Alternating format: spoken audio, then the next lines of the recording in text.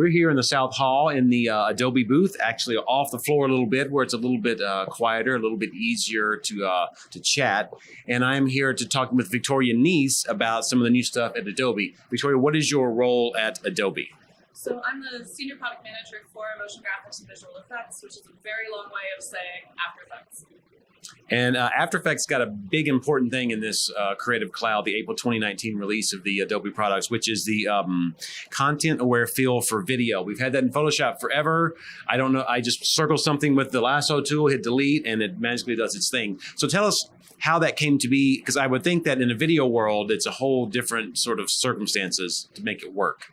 Yeah, it's a lot harder really in a lot of ways because you're not just working with one frame, you're working across time and you need to have things be consistent from frame to frame. If you try painting that by hand, you'll see chatter. It's really difficult to get it right, to get things truly invisible when you're trying to remove something.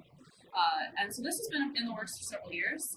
We had a sneak of this at Adobe Max where it was called Project Cloak, but it was still in research. And we've been working to develop it with users, with their footage, over time, and we've gotten it to a place now where it's a really powerful tool and it's pretty flexible.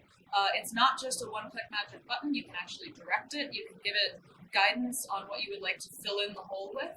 But what it does is analyzes every frame of your video to look at how things are changing over time, how the camera is moving, and to do its best to guess what belongs in the space that you're trying to fill in. So it's really great for stuff like boom mic gets into the shot, you get some dust on the lens, all of those little kinds of production flubs, as well as things like the car goes through the background, and also creative stuff, creating clean plates with VFX, that sort of thing. Let's talk about how it operates for a minute. I noticed when I was working with it, it does not create a video file. It creates a series of still frames. And of course, video is just a series of still frames anyway. So is it actually the Photoshop content-aware engine in After Effects, or is there some more voodoo that had to happen to make it work with video? Because I think since it's making a bunch of stills, that it's just the Photoshop thing added to it, but it's probably more involved than that. It's a little bit more complicated, yes. We actually do use the Photoshop engine, but it's almost as a fallback for when we can't see behind what you're trying to remove. So if you're trying to remove a sign from a wall or something like that where you never actually get to see what's behind that, it's going to use the content-aware fill algorithm from Photoshop to fill that in. But first what it's going to try to do is actually estimate from the other frames what belongs there.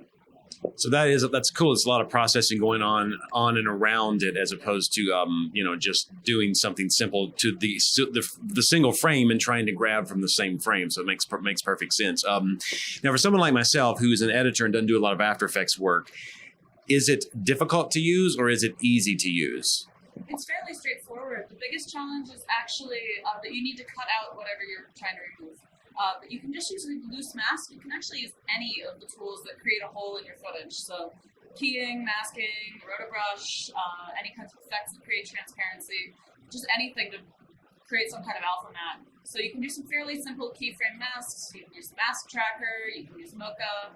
There's lots of different tools. So you find your preferred tool and then pretty much just click Generate Fill Layer, and from there you can continue to refine what it creates. Now, when you talk about refinement, I've seen some of the example videos people have posted online so far, and it does a great job, amazingly great job sometimes of some complex things I would think would not be easily removable. But let's say halfway through your shot, there's a problem and it doesn't remove something like you want. What's the, we don't have a demo station here in front of us, but what's the mechanism kind of in the middle of the shot to quote unquote help it along if you need to? So you can create a reference frame, which is a still frame where you can bring it into Photoshop, paint a clean plate, use the content-aware fill in Photoshop, and then feed that back in so that when it generates the fill, it'll use that and extrapolate out from that frame and say, like this. Would you do that on multiple frames throughout the whole clip if you need, or can you only do that for one single frame? You can do as many as you need. I've gotten great results with just one, but if you have changing lighting conditions or really complex backgrounds, sometimes more than one will help guide it better. Gotcha. Speaking of complex things, let's talk about another big addition, I think, to the new After Effects, which is the expressions. And I said it on an expressions class years ago to Post-Production World, and it was just so over my head, I just gave up completely. What is the new about expressions in this newest release? So expressions in After Effects, for anyone who's not familiar, are snippets of JavaScript that enable you to make your project really flexible. And they are incredibly, incredibly powerful. Yes. If I mean, you can get some and sort of copy and paste in. You don't have to write the code, but if you know what you're doing, they are unbelievably powerful. They are, and yet we know that it's difficult. So a big part of what we've done this cycle is we've built in a full, rich code editor right into the After Effects timeline, which makes it actually much easier to start writing them, or even copying and pasting them to start editing them, because you can see the structure of your code now. There's syntax highlighting and line numbers and indentation and all the things that you expect when reading code is finally there. It makes it much easier to see what's going on. And there's autocomplete. So if you're writing an expression, it'll actually suggest things that you can do in that space. That's nice. Much more approachable. I've heard some people who know expressions well. They say that this is an important update because it does put the editor that you work in, the interface you work in, is much more like a programming interface. So if you think in that world in that way, then this is a great update. It makes perfect sense. Now, one thing I don't think we have yet in expressions is sort of the object-based programming, where if you don't write a single line of code, can you create expressions without code using programming objects, or is that not how expressions work? So there are ways to write expressions without code. The best one to get started with is actually to use the pick whip. So you can grab one layer and use the pick whip to connect that one layer property to another property, so that it will write the expressions for you. There's also a few other tools in After Effects, like the Create and Illustrate Paths panel, which will write expressions when you click the buttons, and it'll do all that work under the hood. You don't need to deal with them.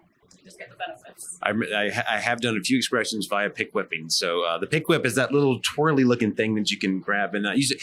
If you don't know, Google pick whip in After Effects, and there's tons of tutorials about that. Those are the two big After Effects features. What else is new for this release in After Effects?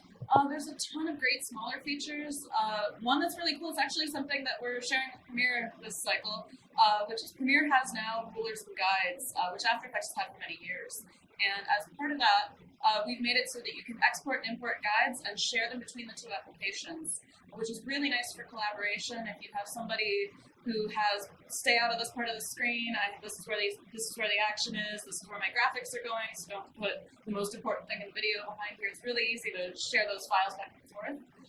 And also things like... That's an important thing. Sorry to interrupt that one, because sending the motion effects designer, sending the guides over to the editor is a good thing, because very often the editor will mess around with the design, and that's not always a good thing. As an editor, I've done that many a times and been slapped on the hands. Like, no, this is set up a very specific way, but those guides give them, a much better guide for the editor to let them know what to do and what not to do, and that information is right from the designer, which is good. It's a really nice way to just keep everyone in sync. Or if you have brand standards, or you're a network with a logo bug and you want to keep everyone's work out of that corner of the screen. Also things like title safe, any of those sorts of things. It's a small thing, but it really helps with collaboration. It makes it easier for people to work together. So small but powerful.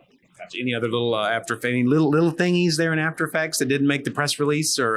My favorite tiny one, and it's really tiny, is if you enable motion blur. You used to have to click twice to enable motion blur. You would enable motion blur on a layer, but then you wouldn't see any motion blur. It would look the same, because you also had to enable it for your compositions. And yes. we finally made it so that when you first enable motion blur, it just enables it for your comp. It's a tiny, tiny thing, but it's one of those things that tripped up even the most advanced users for a very long time. Less clicking in general is a good thing when you're doing editing. That's a good overview for those nice new features in After Effects, and available now for download. So check it out. And if you're like me, you got work to do to try to use them well. Thanks for chatting with us about After Effects. Thank you. It's great to be here.